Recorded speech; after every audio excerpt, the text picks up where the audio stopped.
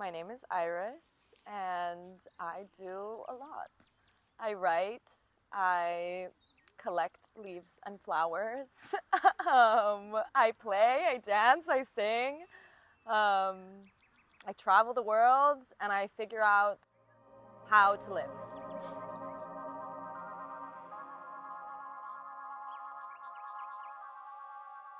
I think for a while, and when I first started publishing my writing consistently on a platform, I still felt pretty misaligned with introducing myself as a writer, as a poet, kind of claiming, I guess, some sort of a title that I didn't feel necessarily entitled to have yet.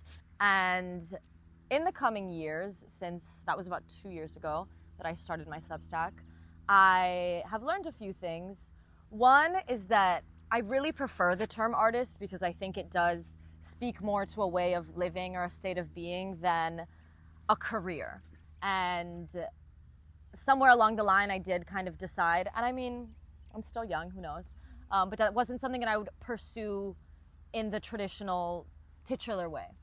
And to me, the word artist is a lot more about, what it means to be a true artist, and that's an artful way of living. I think that's relating to beauty and sentimentality and concepts in a very specific way and transmuting them in whatever medium you want. I also find that it's less limiting in terms of medium. If I wanted to engage in another form of art, that's where I felt that limitation of, oh, she's a writer, but she's just doing this. When I think artist is a lot more encapsulating, and again, to me, is less about one specific product and more about a way of living, like literally living artfully. And yeah, I also found that with time, the longer I did it, the longer I had my Substack, again, it has been 2 years, the more I felt a sense of conviction in, one, getting older, and two, knowing that I had, for at least a set amount of time, dedicated myself to a specific practice that I had to, in some measure, be getting better at. And I think that also helped me a lot with feeling a sense of conviction. I had accomplished things. I had seen more things like to completion. But for a time, I think it took not associating with those labels to make the things that would maybe earn me those labels in the first place.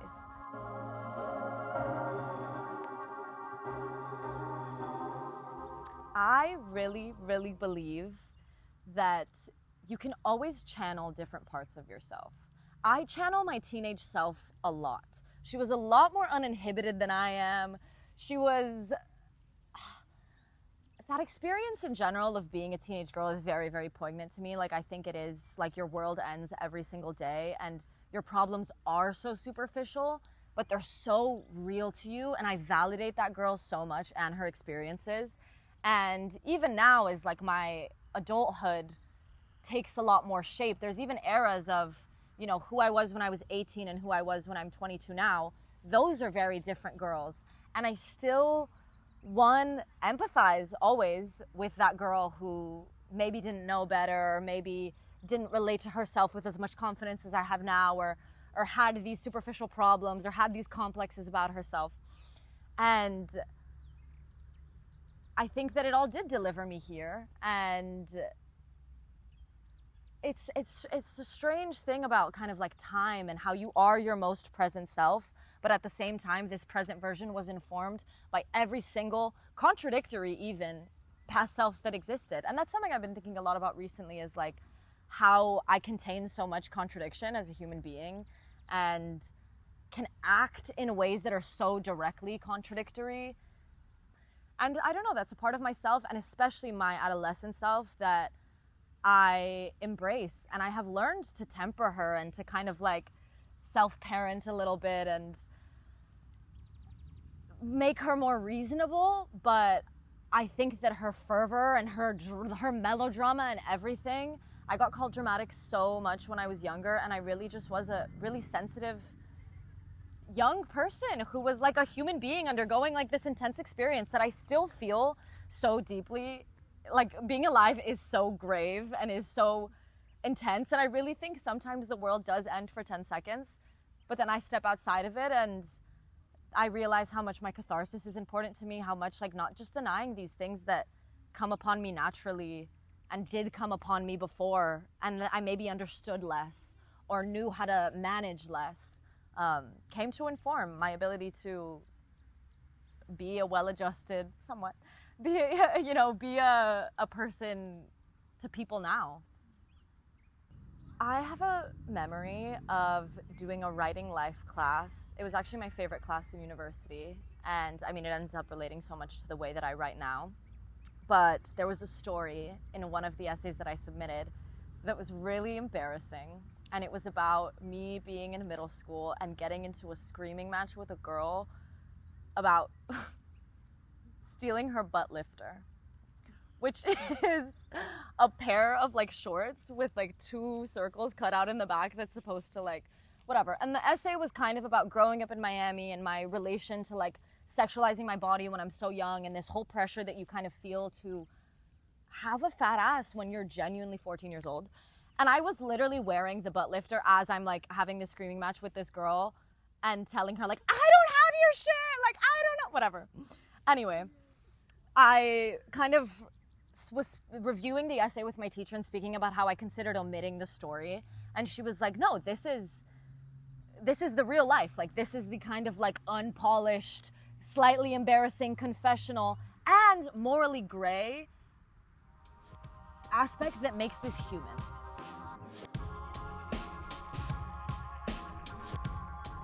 I do think that writing has contributed a lot to my ability to be empathetic towards myself.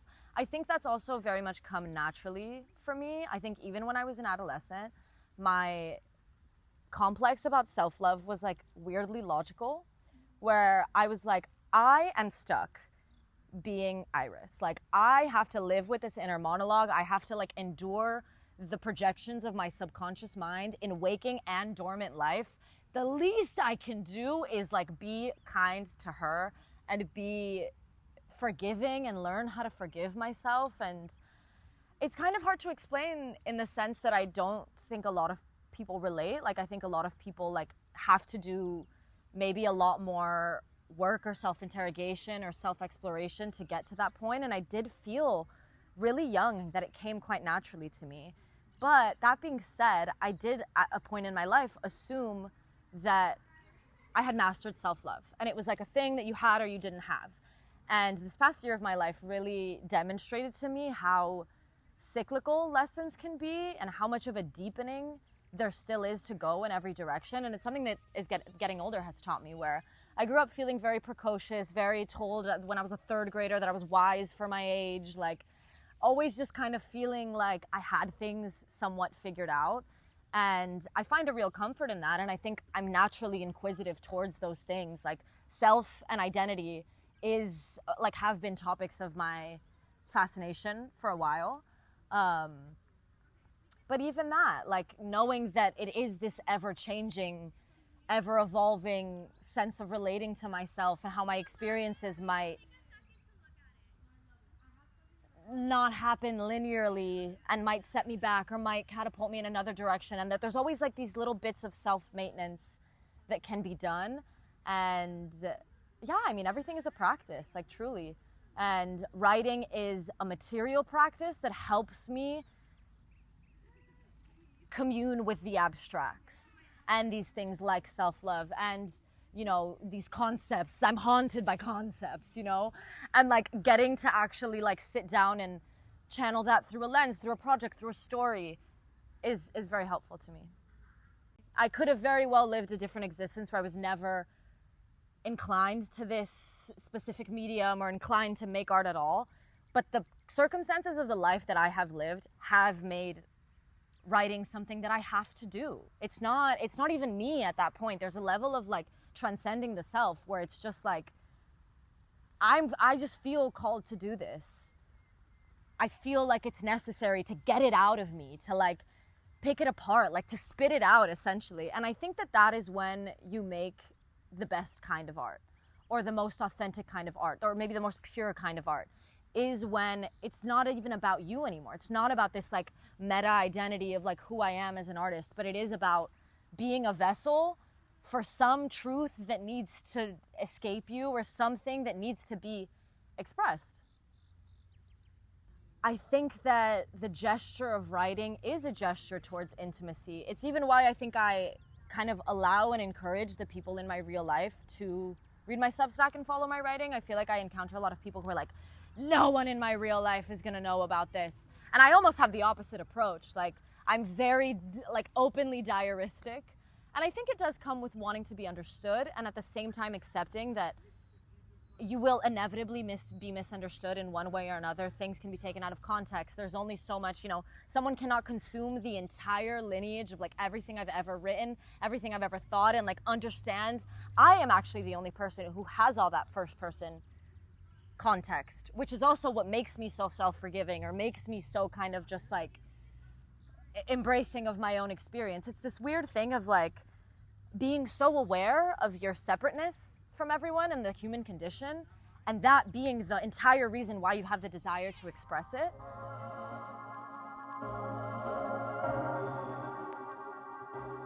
This kind of transitions also into the topic of grief, where I experienced a loss, which was my father passing away when I was really young, very suddenly, and kind of was faced with this existential truth of impermanence in a way that I couldn't articulate yet, in a way that I didn't philosophically understand, but that I felt, that I literally experienced in real time. And I think that maybe something crystallized in my body that kind of instilled in me that loss is a given. There's this weird cognitive, I don't know if cognitive dissonance is the correct way to say it, but there's this weird cognitive pattern that I have been investigating within myself, which is, do I unintentionally seek out endings and loss because I think that it's a given towards life and that it's coming, right? Do I purposefully engage in relationships that I know are not doomed to fail, but doomed to end? By being accepting of impermanence to some extent, it helps me feel like I have control over it, right? Where I'm like, I can expect this, I can whatever, but it can still manifest in a million different ways. I think that to an extent, I don't know if everything had to happen the way that it did, but it did all happen the way that it did in some super unintelligible, interconnected way. Like every single node has led me right here, and I feel pretty good about right here.